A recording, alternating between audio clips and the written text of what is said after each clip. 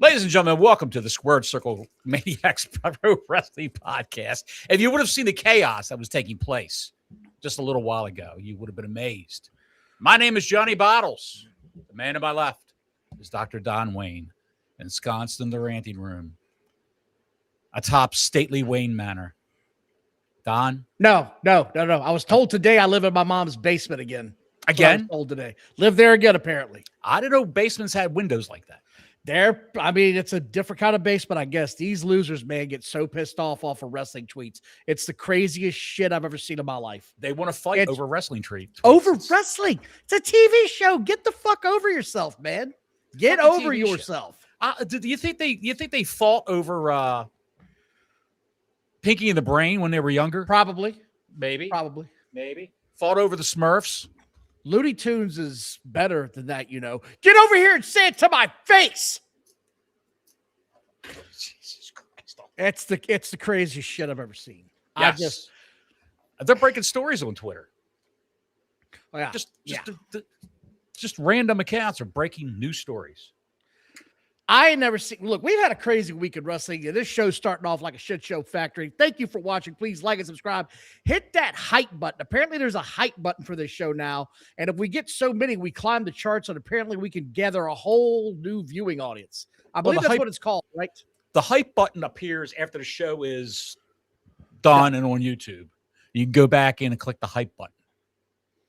And I got turned on to this by George Capter and Alt Jake from Alt Jake Takes On when I did their show the other day. And it helps in the YouTube algorithm to move you up. It's supposedly better than a thumbs up. I don't know, but give us a thumbs up. Also, give us a hype later on after the show's over. And it's only good for 7 days. That's what they say.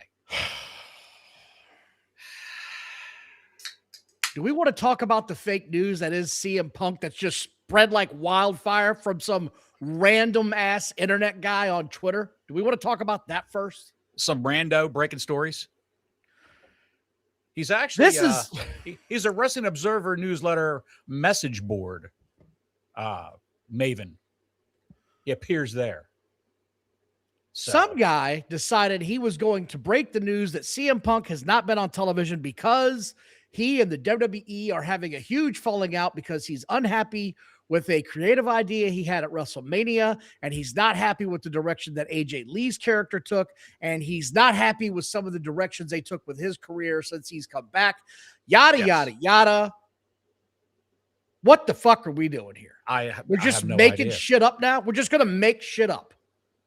And to further this, how is he any different from Meltzer? How's he any different from Sean Ross Sapp? Just make shit up. I was going to get into that. They apparently, from what I've seen, Sean Ross Sapp actually ran with the story or reported on the story, which is crazy as shit to me. We have been saying on this show 4 weeks, he will return July 6th when they are in Chicago. Right. When they're on Raw, he will be there then. And guess what dropped today? Tell me. Report came out that CM Punk is expected to return July 6th at Chicago. I believe Sean Ross Sapp actually reported on that today. He also the same guy who was running with the other bullshit ran with this one next. It went so far as they did a story saying that they asked, and this is no bullshit. Fightful Select reports AEW source gave me the never say never line when I asked if CM Punk had burned any bridges with the company. What are we doing here? He also said nobody in WWE among the dozens the Fightful Select has spoken to has heard that Punk wanted out of his contract. No talent we heard from believed he was asked to take a pay cut. People say that he's one of the few that were asked to take a 50% pay cut. One source we spoke to says he has a story coming up soon with new merchandise being produced and dates planned for the summer. He's going to go on the house show tour in the summer.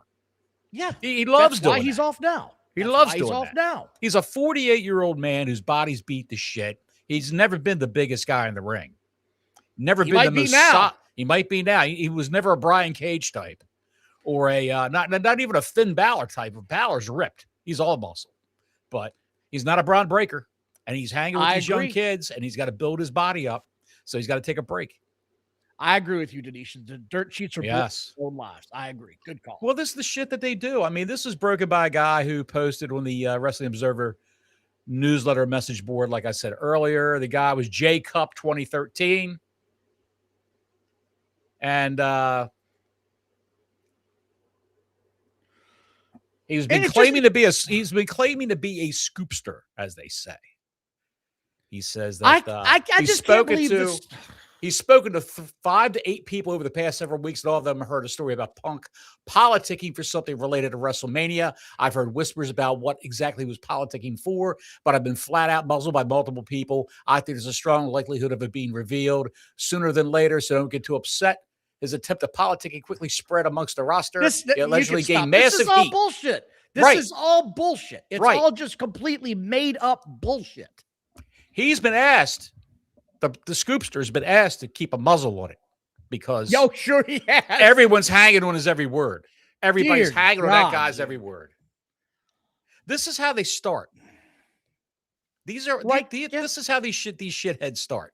When they want to make up a story or they concoct it, they're putting everything together and they want to concoct the story. I mean, I am the gaslighter extraordinaire, and I would never come up with a story about CM Punk leaving WWE. It's outrageous. The whole premise of the entire thing is outrageous. He had worked nonstop since he came back. He'd earned some well-earned time off. It's one of those "how can I miss you if you don't go away" moments, and that's what happened. He's gone away. He's training. He's getting in shape. He looks incredible. I can't wait for his return in July. I'm looking forward to see where this goes because it will be a big push for SummerSlam. It's going to be big.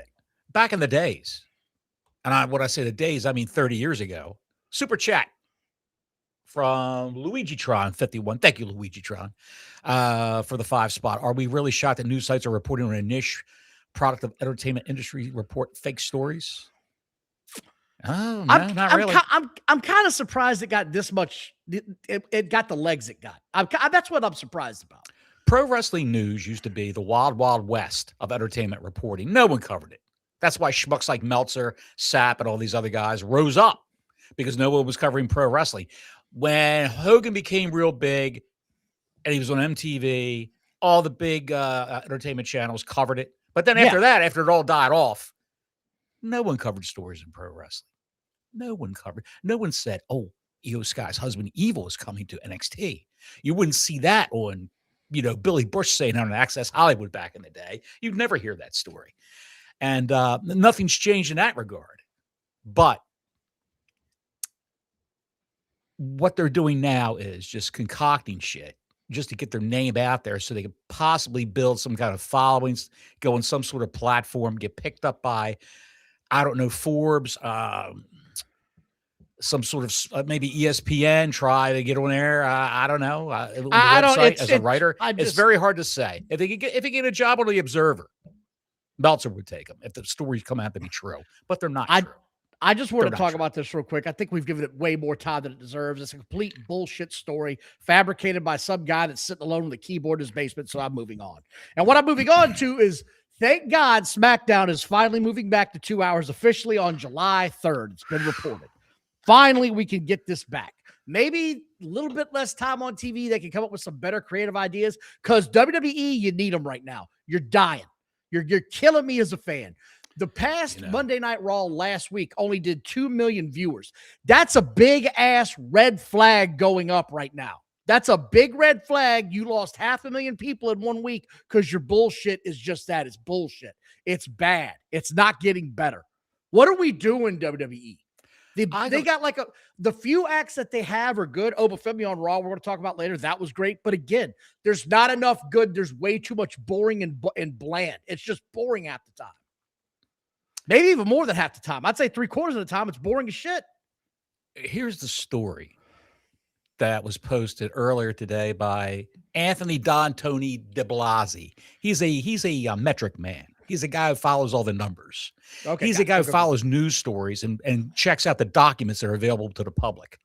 He said that Netflix viewership for Raw ran 107 minutes without the mask versus mask match. Netflix divided total watch time 6.2 MH. I guess the H is hours. I don't know what the M stands for. 6.2, maybe that's 6.2 million hours of watch time into the length of Raw and included Mask versus Mask, hence the low 2 million viewers. They had to include EGA versus EGA since it's not posted as its own episode and ad-free. So I don't know what the EGA is standing for. I just look, man, I could see how the long time span would throw off the actual rating. Look, man, I'm cutting through the bullshit because there's too many people out here trying to figure out the fucking numbers. Well, there's only 106 million hours watching. It's this many people, and it's got to be this many people because they watch the whole show. That shit's out of hand. Stop. People aren't watching it and consuming wrestling the same way you are, or I am, or the guy next door is, or the other girl. It's just not watched the same. Sorry, it's just not. So all these conversions they try to do, I think I'm going to trust the billion-dollar company that actually monitors its own shows weekly. And the one thing I noticed on this past Raw was come Thursday, it wasn't even the top 10 anymore locally for American TV. It was gone. So I'm convinced not a whole lot of people watch. I don't know what else to say. I would say go watch that Mask versus Mask match. That shit was amazing. I'll watch it again. I'm sure in the future it's going to go down as one of the greatest matches ever. Shit was awesome. There's also news on WWE's Undertaker talking about what he wants to do with AAA. Did you see that story? No, I didn't see that story. Undertaker said his goal is to wrap a story around a WWE style story around lucha libre type matches, which if you've been watching it, it's easy to see what they're doing, and it's working tremendously. They're eating it up. They're selling out. Everybody wants to see it, and now they've moved their AAA mega show in September. It's going to be in 2 locations in 2 nights. Mm-hmm. Las Vegas and down in Mexico. Yeah. Warrior JWR with $1.99 US dollars. WWE Vault uploading Mid-South episodes, guys. Really? How many did they do? I'm curious about that. I'm curious. Man, I got to see that. Because I watched everything up until like 1984 when it was on the network. The early stuff is bad. It's just bad. They had a guy in there they called like the Hindu or some shit. It was just not good. Literally had a guy called the Ninja. It just was bad. And then once they got going, it was tremendous shit. The Hacksaw Jim Duggan, Ted DiBiase feud, if you haven't ever seen it, that's what wrestling's supposed to be about. Freaking Hacksaw Jim Duggan's in the ring talking trash, and they cut to a camera emergency outside, and outside is old Ted DiBiase whacking his car with a bat, bashing his windows out. Hacksaw's freaking out. It's good shit, man. One of my favorite episodes. You gotta love it. Thank you again, Warrior. You gotta love it. Let me change this light a little bit here. What do you think about the AAA effect, getting the WWE treatment? I like it. It's working. It's got me interested. I never watched it. You know, we talked about The Undertaker coming up and working with the main roster. Please. I got a better idea. Oh, God. Since he's getting his feet wet in AAA, all right?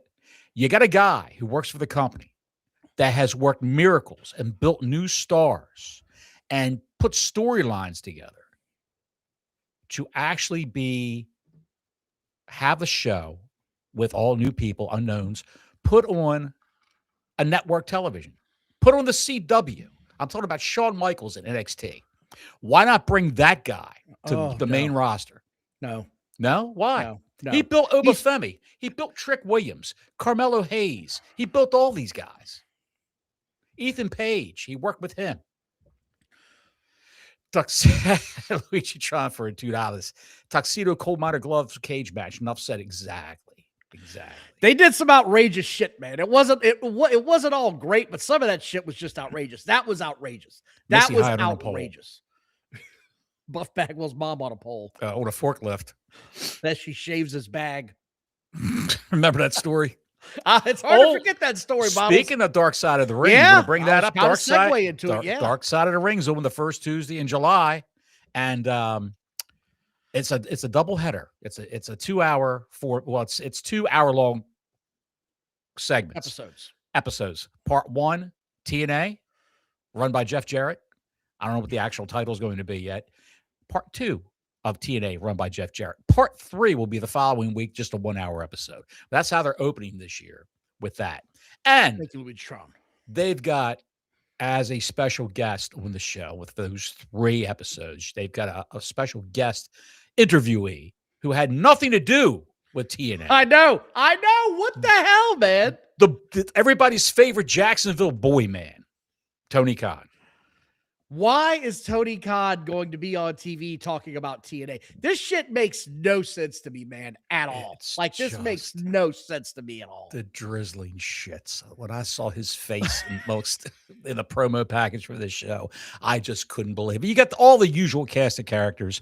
You've got Jericho narrating. You've got Cornette. You've got Jeff Jarrett, of course. I think Dixie Carter's on there. I think I saw her in passing. Wait, hold Some on, other hold on. TNA talent you haven't seen in a while. I get why Jim Cornette's going to be on there, and I know that they watch the shit out of him. People still watch him today. But he wasn't there for very long. He was there for like 2 years, and that was it, right? It wasn't a long run.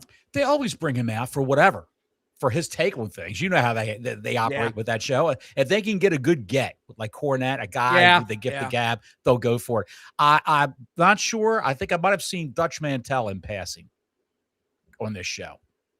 He was on there for he was a while. booker. I believe he brought in Jim Cornette. Yeah, he was a booker. Dirty Dutch, I hope he's doing well. I know he's had bad health lately, so God bless him. Yeah. So I'm going to watch it. I don't know if you gals have ever seen Dark Side of the Ring. It's really fascinating shit. I enjoy the show. I know it's not always perfect, but it's pretty damn good. You'll have Russo on there too, by the way. He was there at the beginning when it was created. Last Call Podcast. What's up, Last Call? Thanks for the $5. I want Vince McMahon to buy TNA or AEW. Imagine the sheer meltdown tears in IWC losing their minds as Vince returns and makes wholesale changes. I firmly believe that Vince McMahon, if the TNA goes up for sale, Vince McMahon will make him an offer. I firmly believe it. All right, guys and gals. What do you think of that? Well, hold on. I think he's retired. From what you read earlier this week, which, by the way, we talked about this earlier this week, and it hasn't been widely reported. Apparently, Vince McMahon is not in good health. This is coming from the White House. That's the word on the street. Yes, His this is wife, coming allegedly from the White House. Linda had told people that work under her in the White House that he's not doing well. Not doing well at all. And what line did I say she said? Pussy magnet? Scat enthusiast? No, he wasn't doing well, and he wasn't doing well. He hasn't been seen in public in a long time, which is the other part that's really surprising. He was a very, public figure. You could see him anywhere, but I hope he's well. I don't wish any ill health on the guy, but yeah, he's getting up there in age. I hope he's doing well, but no, I don't want to see Vince return. We've had our share of Vince. He had a good run. It's time to enjoy retirement for as little bit of time as he's got left. Be it 10 years or 20 years, I don't know. I'm not trying to play God, but I just want the guy to retire and enjoy life right now. Spend time with the dogs, with the grandkids, do something of that nature. I don't think this business is something he needs to be involved with anymore. You think Vince McMahon spends time with his grandchildren, or that he has a dog?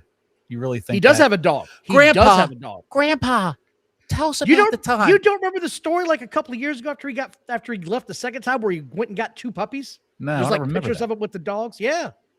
No. It was everywhere. It was like Vince finally gets dogs.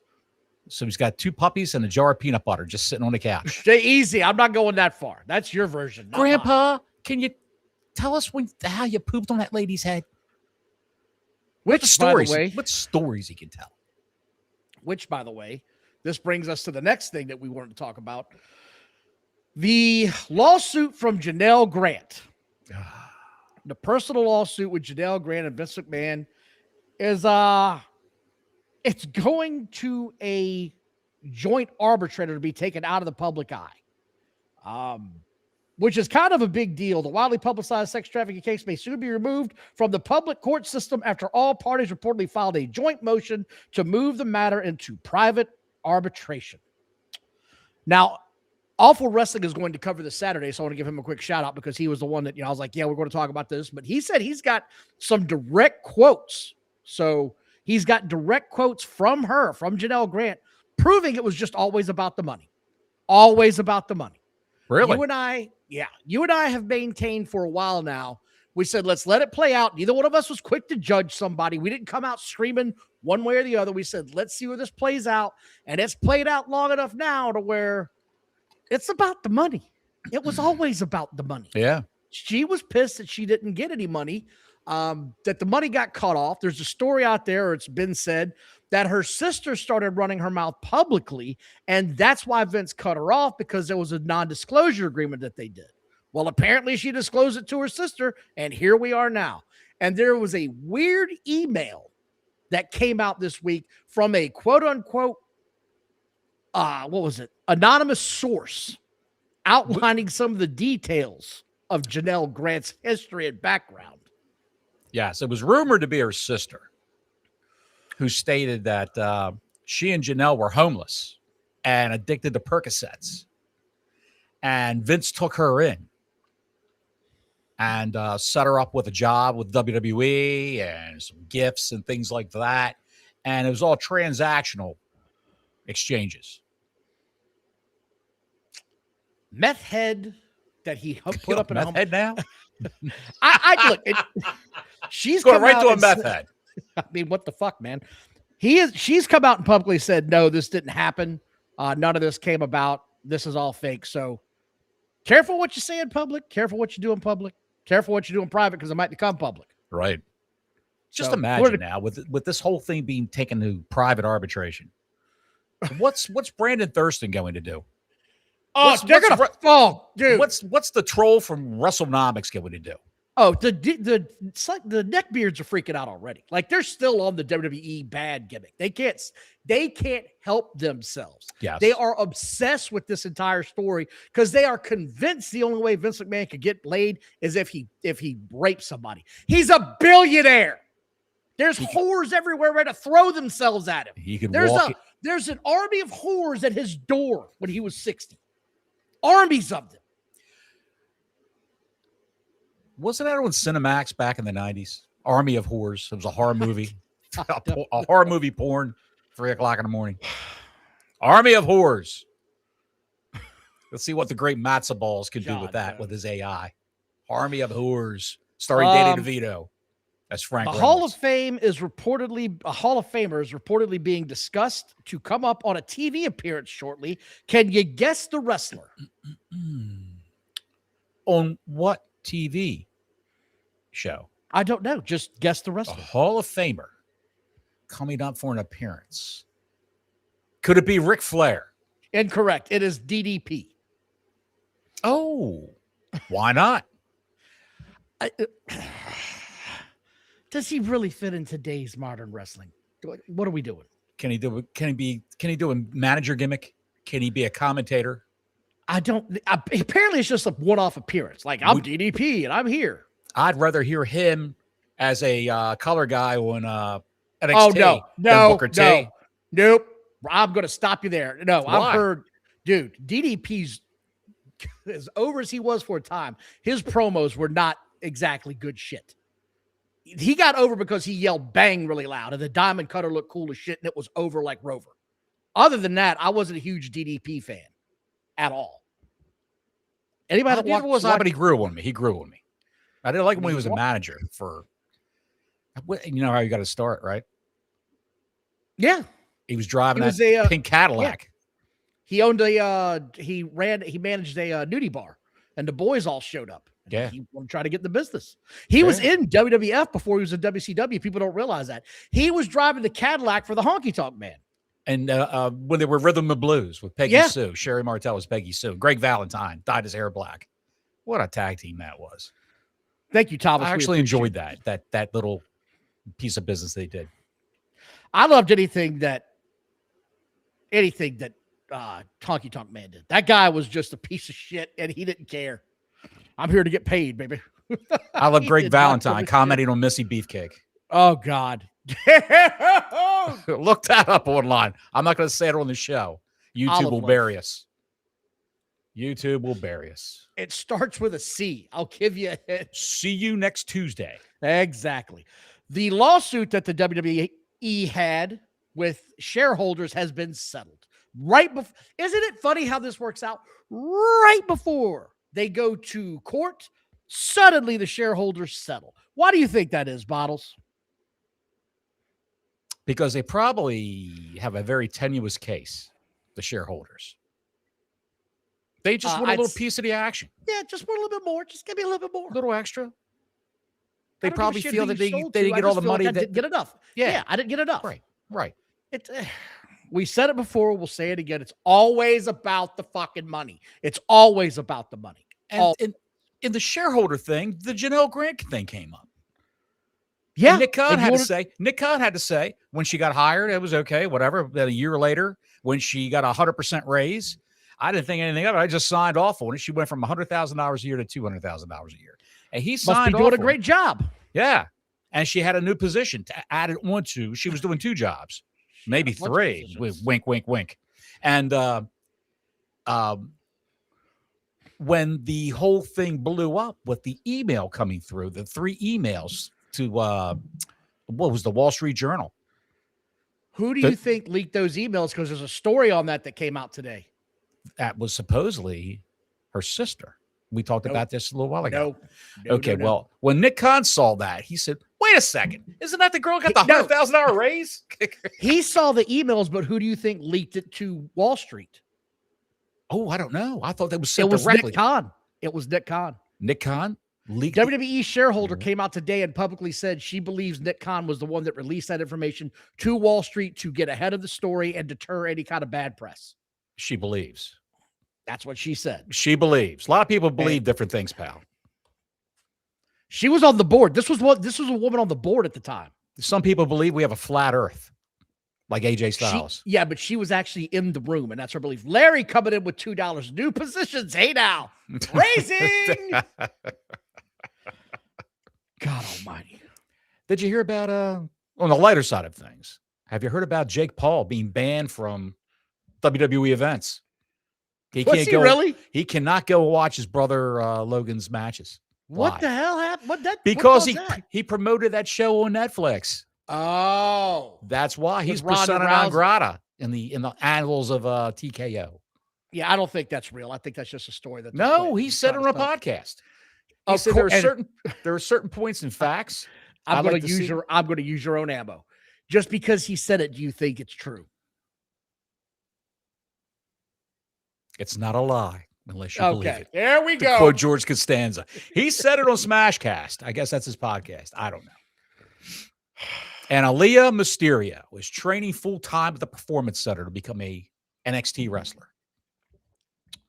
Oh God. Moving right along. There's also a report out that WWE is seeking to get AAA an American television contract. Have you seen this? And they want it to be watched by quote unquote important people. Who do you think important people encompasses? They want it to be watched by important people. That's what it says. The new show, they want the new AAA show to be watched by important people. That's what it says. What does that mean? Trump? No, what the fuck? I don't know. What the fuck is you? Who's the important people? I think it's directly involving people that will spend money to go see the show in America. People that have money to go see these shows. People that will invest time is how I see the important people. If they do that all along the southern coast and the west coast, dude, you're going to have in America AAA shows. Yeah, they're going to kill it if they do this. I have no doubt this is going to happen eventually. What if it comes on Tubi? Oh, the crash out today has been insane. It's been great. I don't think they would put it on Tubi. I would. Is that the El Rey network still up? I don't know. Robert Rodriguez ran. He would have Spanish language. That's where they had Lucha Underground on El Rey. I don't know. But we need to talk about Raw real quick. I'm not going to get too much into this. Oba is amazing. He's super over. He had a segment on. He's over, man. The dude is over. He can't even talk in the ring. Oba, Oba. They won't stop. I'll give you that. They will not stop. It was good shit. I enjoyed it. I do want to talk about some of the matches that they had. The biggest upset of the night was that Seth Rollins did not win his match.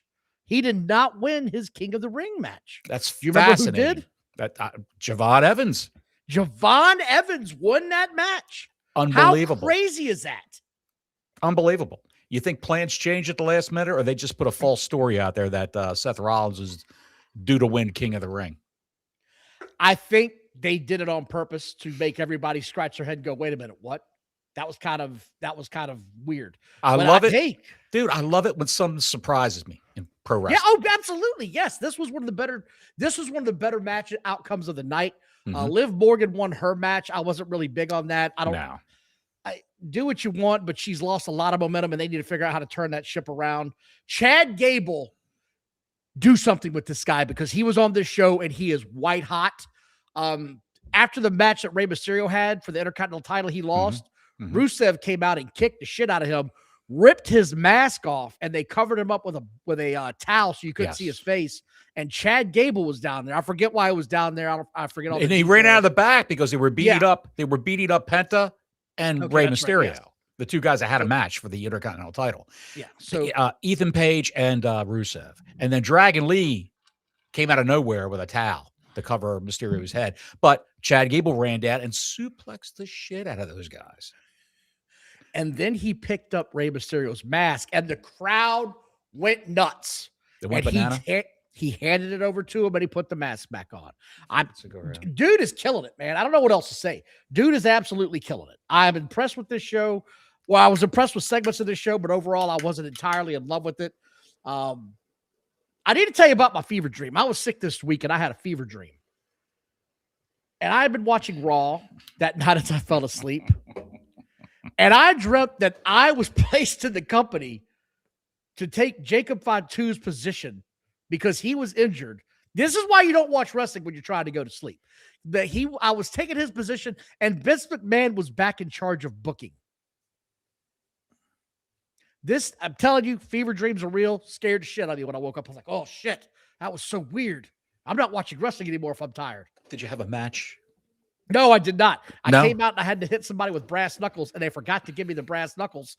And Paul Heyman said, just do anything. Make it look like you put something in your hand. Okay.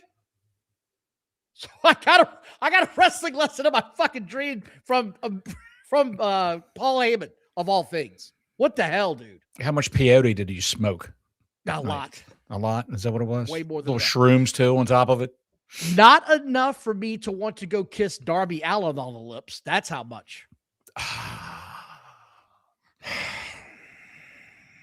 That just goes to show you that being hit in the head and thrown around on those jackass movies and TV shows can affect your brain. If you don't know what we're talking about, there was something that happened earlier this week where Darby Allin was at an event with Bam Margera of Jackass, where they went head to head. And I've never understood why two guys get this close to each other. Like that's the dumbest thing ever. I'm not doing that shit. You get that close for swinging. And out of nowhere, Darby backs him off. Bam comes back, goes low, and they begin to kiss. I don't have words, man. I just don't have words. You told me about that because I saw the clip on Twitter and I didn't go all the way to the very end. And then for some perverse reason, I had to go and check it out. And I saw it. That son of a bitch. That son of a bitch. I poured hydrogen peroxide in my eyeballs. Dude, I don't know what they're doing here, man. Just good Lord. I want to thank everybody for watching. Please like and subscribe. Hit the hype button. We are going to get hype over AEW now. Johnny Bottles, are you ready? I got one more thing to say. Now, did you see the latest about Brooke Hogan? Oh, yeah. Go ahead and cover that real quick. She was on Bubba the Love Sponge talking about how she got shut down from her own little private investigation as to what was going on with the mysterious death of her father. It's so mysterious. All the health issues he had, all the troubles and woes he had and surgeries. Now she says that the authorities will not give her his blood. They drained it out of him. They didn't do any blood test to find out whether it was poison or not. They drained him out of him when they embalmed him. How come I couldn't get his blood? What's she going to do? I care nothing about what she says anymore. You know what I mean? Just, God damn it. They just can't leave this guy rest. Her and her mother, they got to keep the son doesn't even do all this bullshit. He doesn't come out and talk about his father all the time to the media. He was at WrestleMania, of course. He was at the Hall of Fame. And when Hulk died, he was there. But it's just ridiculous how the two women in the family, in that shattered family, keep on trudging up Hulk Hogan in a bad way, putting him in a bad light just for notoriety. It's just, they're fame whores. They're fame whores, Don. Don, are you still there? I'm here. Are you All right, ready to talk about AEW? What are you doing? Eating a sandwich? Arriba!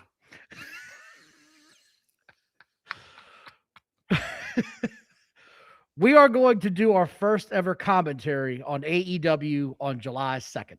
We're going to actually do a show like commentators because people have asked us to watch it and do it that way. And you will be Excalibur. It was me the whole time. And Bottle said, I'll do it if you get a mask. I got a mask. Comments? And I'm getting a nice Tony Schiavone toupee.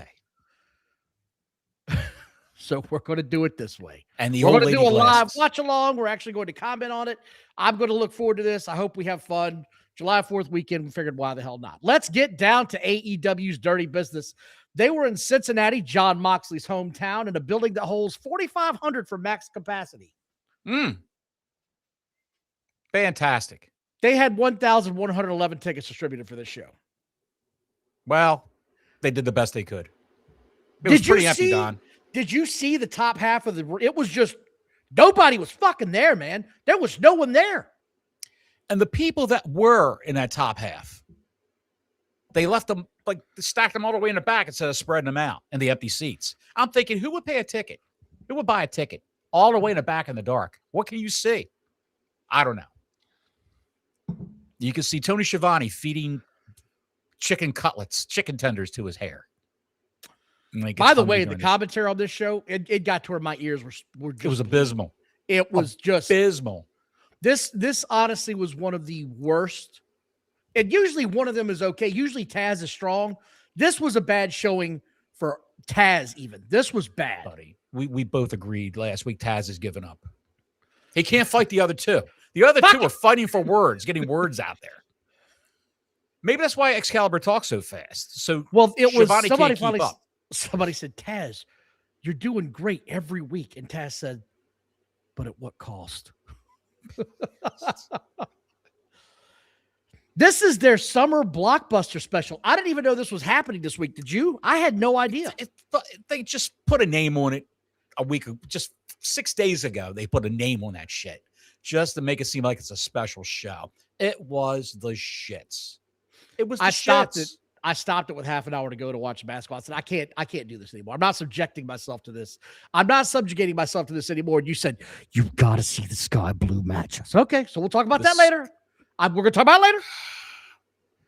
Tony Schiavone's in the ring, and he brings out Tommaso Ciampa, who I still say has an incredible entrance and an incredible song. Guy looks great. Great shape. And he can wrestle. And he can wrestle, and he can cut a pretty good promo. But for whatever reason, he just couldn't get it going in the right direction in WWE. And I think his size might have a lot to do with that, if I'm being honest about it. Yeah. Ciampa gets in the ring and he tells Tony that he's better than Chris Jericho.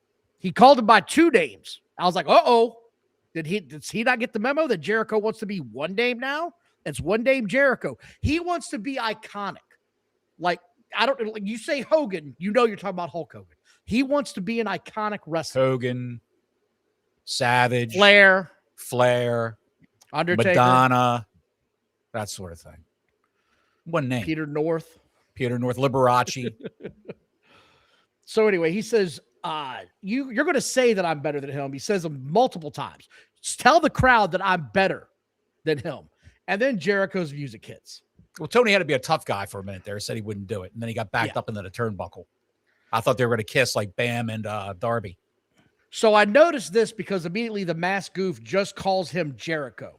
So I don't know if they're going for the one name, the two name. It just feels like they're trying to do one name with Jericho. Tony Schiavone's getting jacked up in the corner by the heel. And Jericho comes out and does his full entrance. They play the song. Yeah. He's standing at the top of the ramp with his back to the ring.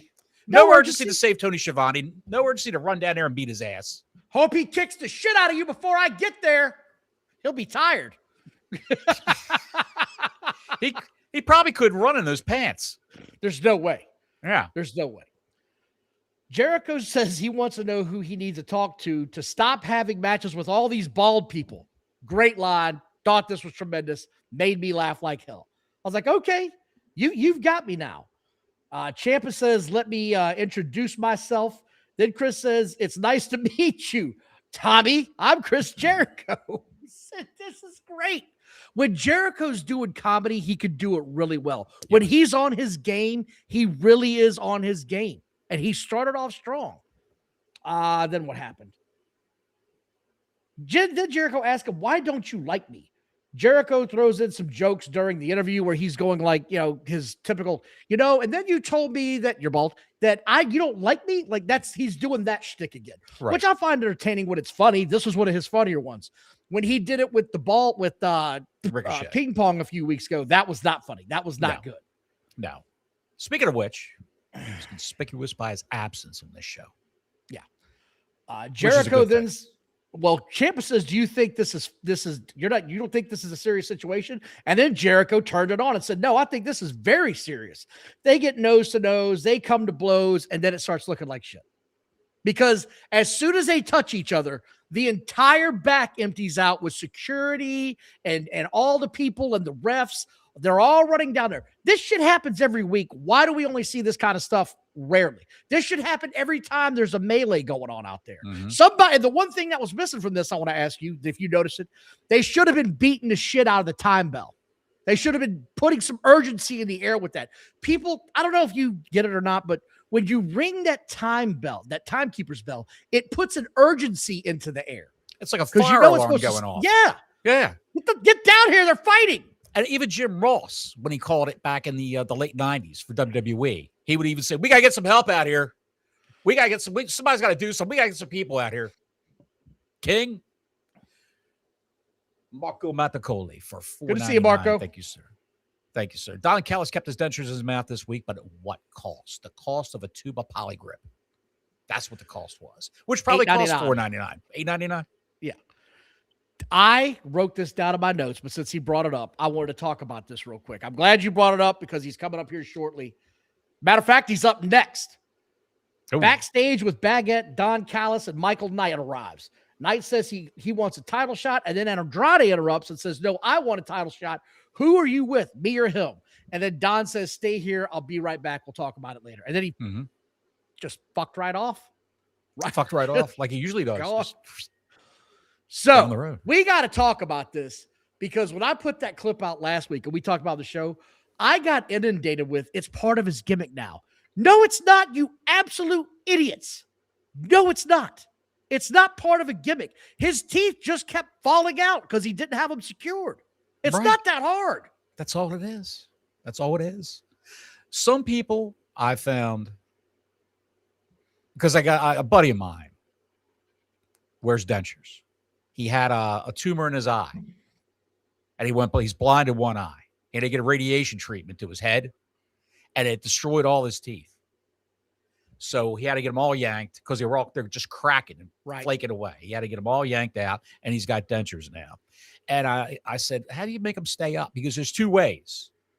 You can just apply like a vacuum. You pump out all the air between your gum, the roof of your mouth, and your gums, and the actual dentures, or you can use Polygrip. Because I use Polygrip to keep them in. And the other way, I was out at a restaurant, and the whole upper plate would fall out when I'm talking to somebody in a restaurant. I said, what, they fall in your drink glass? He goes, almost. He says, now I use Polygrip. That's what Don's got to do. Was that his gimmick? What? People saying this was going to be a gimmick is it's asinine to me. You're an idiot if you thought this was going to be his gimmick. But if that's his gimmick, why is he spitting Tic Tacs every week in an interview? Just sorry, Renee. Did I get you on you? And pop in a pair. Have Brian Cage standing there with a fresh pair in his hand. Here you go, boss. Snaps we come back to the show, and Jon Moxley is once again coming in from outside the arena. Apparently, he was out back fighting hobos. I don't know where he's coming from. Bum fights. Starring the Cracker Clan. Bum he was fights, in it. Volume 5. He comes up the staircase, and there's fucking Footloose waiting on him. She gives him 2 pimp slaps, and he walks away with her. So I don't know what this is. This is ridiculous. He's defending his Hobo Americana title. I said, okay, who's he fighting? The Bowery title. Dude, I said, who's he fighting? Some guy named Shane Taylor. Shane Taylor Promotions. That's what that whole federation, that whole conglomeration of people. Maybe that's a wrong term to use, conglomeration. That whole crew of people. Hold on. And then I wrote Shane down, Taylor he comes out with a gaggle of fuckers I've never seen or heard of in my life. Do you know why? Do you know why? They were there in the early days of AEW Dynamite, and then they got shuffled off to Ring of Honor, a show no one watches. Occasionally, they would appear individually on Collision, but that's a thing of the past now. They're strictly Ring of Honor. And you know what? Good. Did you see the how can I put this delicately? Did you see the one common denominator of everybody in that faction? No. They were all black. I don't see color. You don't see color? Only red when you get pissed off around the house, or when somebody says you live in a basement. All I know is I saw it and I said, I don't give a shit about this group. I don't give a shit about this match. There was a big argument online about the fact that Tony and black people he doesn't like black people, and he shuffled all these people off the Ring of Honor. What was it, 10 people? It's like 6. It's 2 girls and like 3 guys. I think it's more. And then Shane. Then Shane Taylor. I thought it was the second coming of Big Daddy V, Viscera. I can't wait to talk about some of the shit that Taz said in this match, because I was fucking dumbfounded. I was bamboozled. This looked like such an awkward match, these two. Moxley and this guy, Shane Taylor. Moxley wanted to do shit that Shane Taylor is just not genetically equipped for. And I'm going to equipped for it because he's built like a goddamn bowling pin. I'm gonna put it on here right now. They start showing the upper deck of this building in the light, and you could tell somebody immediately said, "Get that shit lowered," because there were empty seats everywhere, man. Everywhere. It was crazy to me how empty this place was. Well, they were the right size joint, the right size place. Big, black, and jacked. He's just big. He's not jacked. He's just big and black. So this match starts, and Taz says, "This is a real statement." I rewound it because I was literally like, what now? Taz says, Shane Taylor probably has a speed advantage over Moxley. Get the fuck out of here. This guy is 5'10", 340. Yes. And he's got the speed advantage over Moxley. When Taz said that, I was like, he's checked the fuck out. He's out. He is not paying attention to anything in this match. Not at all. Not at all. Taylor, I wouldn't want to beat Shane Taylor. I wouldn't want to get into an argument with him in a bar. He's a big man. But I mean, wide man. I wouldn't want to with big arms. I don't know, man. I wouldn't want to mess with the guy, but he's not that ambulatory. He ain't cat reflex daddy. All right. No one's confusing this guy with no one is confusing this guy with any kind of fast athlete. No, he's no Kevin Knight, pal. God knows. He looks like he ate Kevin Knight. It's Michael Knight. Michael Knight. Whatever, pal. Go ahead. We get the patented Moxley forearm exchange. Of course, we go outside the ring, and out of nowhere, Moxley does the dive and the mass goof. I heard him climaxing as he screamed, "Two-Face Suicida!" He yelled that out? Yeah, he couldn't wait to yell that. It's been weeks since he got to yell it. He gets that out. We get back in the ring. Moxley slaps Shane and flips him off. Why? You're not Steve Austin, bro. He does this. He wants to be him so bad. He can taste it. Thank you very much, Black Larry. He can taste it. He wants to be him so bad. We get your typical Moxley match where he bites his forehead in the corner and then he gives him the fingernail scrape. Mox wins with a chokeout. Your typical match. Nothing new, nothing you haven't seen before. It's rinse and repeat with this guy every week. There's nothing about him there's nothing he does where I go, wow, that was inventive and new. It's the same move. It's the same bullshit. He did something to Shane Taylor where Shane Taylor was like, "Oh no, you don't. I'm not having this." He just popped up right out of it like it was nothing. I think it was an arm bar. He had him in an arm bar, and Shane Taylor just stood right up and shook his hand loose. Like, no, fuck that. Yeah. Then we get the interesting tidbit after the match. Shane Taylor attacks Moxley after the match, gets a belt from his friend, and whipped the dog shit out of him. Yes. Those were not working belt shots. He was whipping his ass like a dog. And I said, okay, they're going to do something with this guy. I don't know what. Out comes the entire Cracker Clan. Footloose gets into the ring and a kendo stick whacks the shit out of her from one of the girls. And she goes down like a sack of shit. Right. They leave them all laying out there. So this isn't over. There's going to be more of this. I hope you're ready. Oh. Any comments? No, I'm just glad it was over. I saw all that shit. I just could not believe it. We get the Monet segment where she says she's been watching the women for 6 months and she's watched champion after champion get a belt and fail, but she's back to claim her belt as the Owen Cup champion. So she says, I'm going to represent this company. Okay. It kills me the way these people who lose belts don't want to get them back in this company. You figure the woman who lost the TBS title would want to come back and be the main contender, the number one contender for the TBS title because she had it before. No, and she never had a rematch. Never had a rematch. And they're going to have a tournament for the TBS title because Willow's hurt. So they're going to have a tournament for the TBS title, and she's not in it. We've talked about this. They're having a tournament for the women where they can't have a current tournament with the women because they all keep getting hurt. And what about Thekla, who is the women's champ? Why wouldn't Monet go after that belt? Thekla? Who's that? No, who is that? The tickler. There we go. The tickler. The drunken tickler. The Austrian tickler. Oh God! Why wouldn't she be wrestling on the show? I don't know. Where she cut a promo.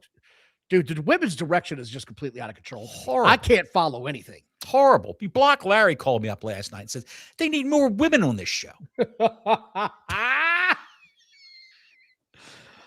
Just kidding, Larry. We know you hate women's wrestling. That's the only reason why I said it, Larry.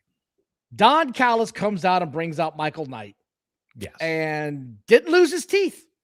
Like I said, I was watching. Knight says everyone is mad at him and they should be mad at Darby Allin and 8-Ball for losing their titles and for losing their matches. If not for them, they wouldn't have MJF as champion. He calls out MJF and Darby Allin comes in and whacks the piss out of him with a skateboard in the back and then runs out of the ring as the entire Don Callis family comes running out. So we're going to get more of that.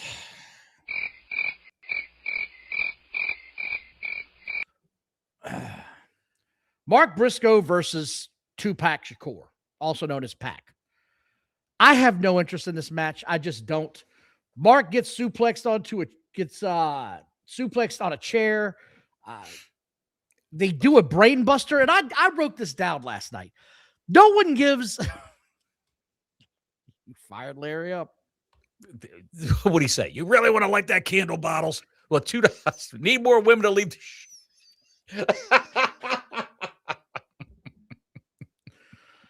Yes. Brain buster.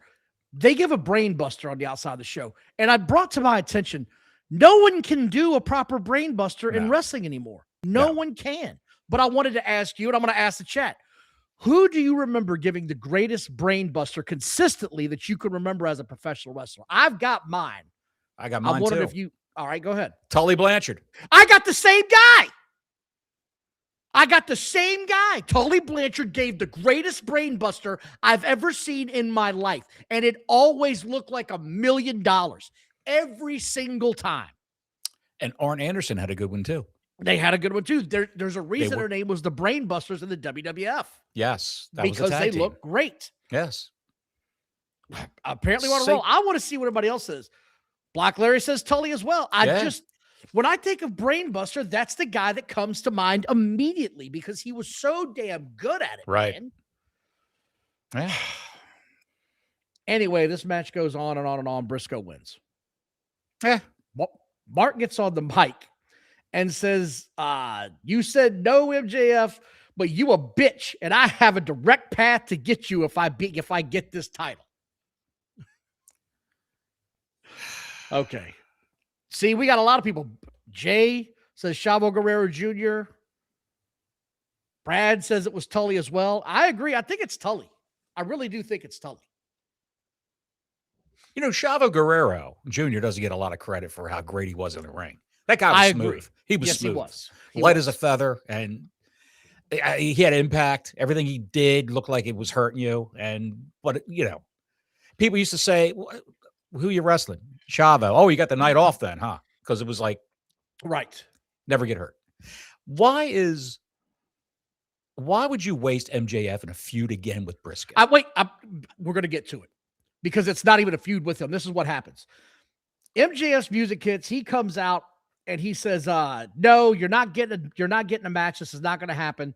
And then Briscoe says, "You don't get it. You don't have the final say in this company. I've already talked to Tony Khan, and you and I are going to have a 6 versus 6 match. And if my team wins, then I get a title shot."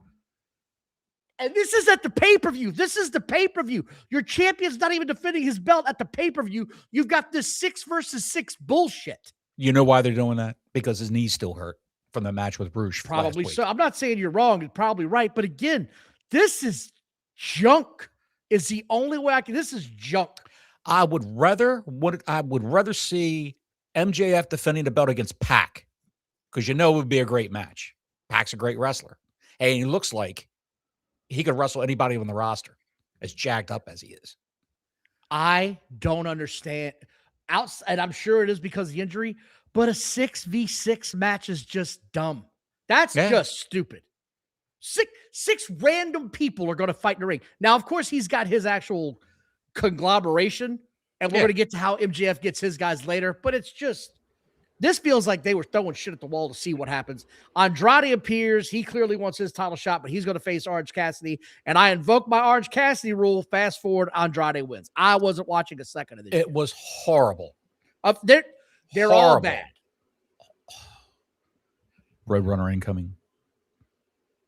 You know, those comments are going to be lighting up tomorrow, Don. I don't give a shit. I'm not watching this trash. Awful. I'm not watching to the joke. I'm not watching the joke guy. I'm not watching that shit. Terrible. Don Callis comes into the ring just to hand Andrade a mic, who says, "How you know?" Okay. I guess that's his catchphrase. I haven't been paying attention to him. Yeah. How you know? How you know? Okay. All right. Or maybe he just said, "How you know?" and I wrote down the okay. I'm like, okay, what the fuck does that mean? Billy Ocean Spray segment says he will be the world champion. His wife runs in and hugs him and starts crying on camera. This was taped after he won the match last week. After she lost her match last week. After she lost her match and he won his. Right. And you know what he said to her? Make me I get it. Pipe down, bruv. That's what he said. He told her, "Pipe down, bruv." If you hadn't have told me he just said that right there, I still don't know what the fuck he said. We're going to go home and get it. Pipe down, bruv. This was horrible. All of this is horrible. The whole shit. What has been good? Okay. This covers about 45 minutes of the show. What has been good in the first 45 minutes? The Jericho segment opened the show was pretty good. And that was not great, but it was pretty good compared to. It ended on a bad note, but it was good compared to everything you saw afterwards. Yeah. Yeah. I mean, yeah. The Tickler segment, she recaps of her segment from last week. Okay. Moxley segment, who says nothing. Fucking Footloose speaks. She says nothing. Daniel Garcia says they'll send that entire group to hell. You see, I've been in a group that's got no name. They came over and got me in the pain. What the fuck is this group, dude? I don't know, pal. It speaks volumes of how they're viewed now if they're feuding with Shane Taylor Promotions. I guess the Dark Order were at they were on vacation this week. The Dark Order was. I'm surprised they haven't busted those guys out. It was at this moment I knew I fucked up, and I changed the channel. I said, I can't watch this anymore. No. I come back and I said, okay, I'm going to pick up where I left off. Sky Blue is the next match. I said, oh boy. And she's facing a girl named Maya Worlds. Take on my world, I guess, is sort of her gimmick. Maya World, yes. Because Sarai couldn't wrestle. She's hurt. A Japanese girl needs surgery. They're all hurt. And she was out of even though she was promoted for weeks and weeks and weeks that she's going to be in the Owen Hart Cup. They pulled her out this week and put in Maya World to wrestle Sky Blue. Sky Blue. Hold on. You got a lot to say. I know. Just let me get into this. This thing started like a wet fart in church. Fucking abysmal. Sky Blue knocks her down and starts mushing her in the face with her boot. Not kicking her, mind you, but like mushing her like you would with somebody's hand to push them away. Stop. And begins yelling at the top of her lungs, "You gotta earn it. You gotta earn it." I said, oh my God, this is already going to be bad. And her yelling because this crowd did not give a shit about this match was even more over the top obnoxious. Did they have to go 20 minutes? Oh, we're going to get to that too. World gives an awful looking leg kick. Or, I'm sorry, a loaded leg kick. She's got Sky Blue hanging on the ropes outside. She reaches back, grabs her right leg, pulls it up like she's loading her leg, and then drops her leg down on her like it gave it more momentum. Why wouldn't you just kick the shit out of her head? Why would you do this?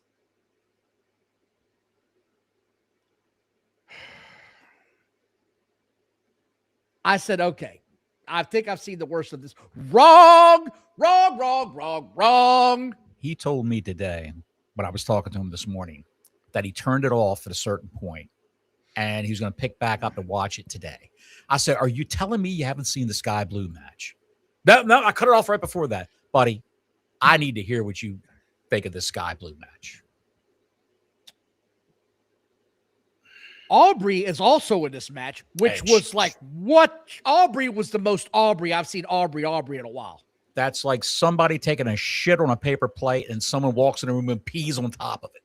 That's what it's like. She was mugging. She was this close to the girls at points to make sure she was on camera. Like she's in their face. She did her patented 2 count. Oh, so close. And she puts her hand on her head. She was doing the ooh shits. Oh, God, heaven. She was doing the count in the corner where when they didn't back off, she'd get right in their face. And then she just randomly checked on the opponent. Did you see how she was counting the pins? Yes. Screaming at the top of her lungs. Screaming like somebody's killing her. Sky Blue does the trash boot mush segment again in this match, then starts slapping her legs so openly obvious it was embarrassing to watch. Openly slapping the shit out of her thigh. And it was so quiet. I can't say it enough. It was so quiet in this ring. The slap echoed off the walls. You could hear Tony Schiavone's toupee growl. That's how quiet it was. Taz was snoring with his sunglasses on. This and the yelling. So I want to talk about this. Bro, Blue Sky is screaming like she's being attacked on the street by a hobo. She's just screaming this entire match. Ah! It's like, yo, enough with just screaming every 5 seconds. They get into this entanglement later in the match. I can't tell what the fuck they were trying to do, but they just fall down. Just completely fall down. Is this when Sky Blue jumped on her opponent's back and she's facing the opposite way of her opponent? Yeah. Like she's going to do that that Pop Rocks move. I don't know what she was trying to do, man. That's what she's fucked that up on TV 3 or 4 times. I don't know why she tries to do it. She tried to do the Pop Rocks and couldn't get it and slid off. I kid you guys and gals not. There were at least 10 false finishes in this match. At least 10. You know what the Roxanne Perez does in the Judgment Day, that little finishing move she has called the Pop Rocks? Yeah. where she's jumps on the person's back when they're bent over and hooks their arms and flips them and pins them in a combination like that. That's what Sky Blue tries to do. But she can't get her ass. That's what she's trying to do the entire time. She tried to do it to Queen Aminata when Aminata came back from an injury. And Aminata just threw her off and said, oh, no. And she fell forward and landed with her head on a chair, steel chair. She's going to do a pop rocks on a steel chair to Aminata. Bitch, I just took 6 months off because my back was injured. Now you're gonna do me like this? No, we're not doing that. I can't emphasize this enough. Bottles, you were right. This was one of the worst pieces of shit I've ever seen in my life. She has no business beating in the wrestling ring, Sky Blue. No business whatsoever. This was god awful, man. Horrendous. This was awful. Horrendous. Horrible. Like but I she said, got a spot in the Owen Cup. Sky Blue loses the match, which was surprising Yes. to this chick. And I'm not saying it was either fault, but neither one of these girls look like they know what the hell they're doing. Neither one of them did. None of them does. No. But when you hardly ever wrestle, what are you going to do? I don't know. I do want to thank everybody for watching. Please like and subscribe. Hit that hype button. Let's see if we can get this thing going. Yeah. I'm excited about this. Analingus and psychiatry brought us to this. That's what it brought us to this, the Sky Blue match. Speaking of that, Kenny Omega segment next. Well, look at this, prima donna. I don't know where this is going, but they brought up the Forbidden Door, and the guy known as Zack Sabre Jr., who I don't know and I don't care, and you can tell me who he is till you're blue in the face. I'm not going to give a shit. He's apparently challenged Kenny Omega at Forbidden Door, and they're going to have a match. Yay.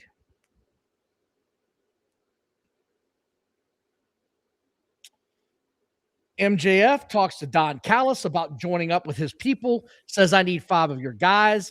Don Callis says, what do you think this is? A rental company? MJF gives him a big sack of cash, and he says, you surely only need 5, and he starts picking dudes. Michael Knight says, I'm going to gargle your piss. He says, I'll join you, but I want a title shot if I join you. I said, okay.